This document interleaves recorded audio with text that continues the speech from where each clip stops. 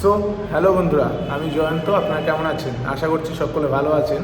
এই ভিডিওটা শুধুমাত্র নতুন কন্টেন্ট ক্রিয়েটার ভাইদের জন্য এবং বোনেদের জন্য, আরও আমাদের বড় ছোট সকলের জন্য।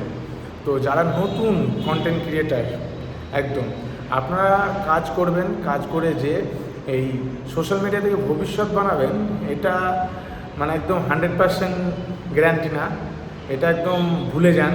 আর আপনাদের যদি কন্টেন্ট সেরকম থাকে, কন্টেন্ট যদি ভালো থাকে, তাহলে ওরা সে ব্যাপারে আলাদা। আর ওই কিছু মানুষ থাকে যে কিছুদিন খুব অ্যাক্টিভ থেকে তারপর কোথায় যেন গায়েব হয়ে যায়। এটা করলে আপনারা কখনো সফলতা পাবেন না। যা করবেন একভাবে এগিয়ে যাবেন, কন্টিনিউয়াস পোস্ট করবেন কন্টেন্ট, আর কন্টেন্ট সবসময় ভালো করার চেষ্টা করবেন।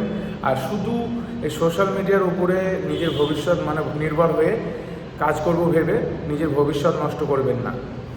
আপনি এটাকে আপনার যে সাইড, যেমন বিজনেস হয়, সাইড ইনকাম হয়, সেই হিসাবে রাখবেন। তারপর আস্তে আস্তে অবশ্যই পরিবর্তন হবে, অবশ্যই চেঞ্জ হবে।